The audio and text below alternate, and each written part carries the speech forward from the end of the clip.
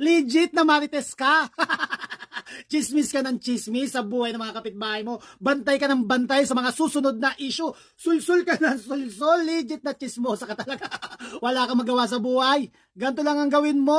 Ilabas mo yung talent mo. Lahat sila nakikinig sa'yo. Lahat sila napag-aaway mo. Lahat sila inaabangan. Mari kung ano bang issue ngayon.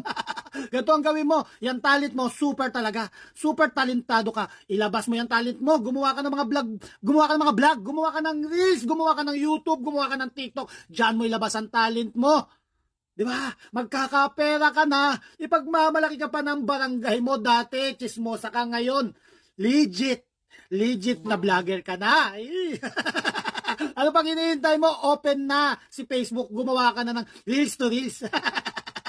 Yung po mga idol, i-remix nyo na to para marinig ng mga chismosa dyan sa mga kapitbahay ninyo at magamit nila ang kanilang mga talent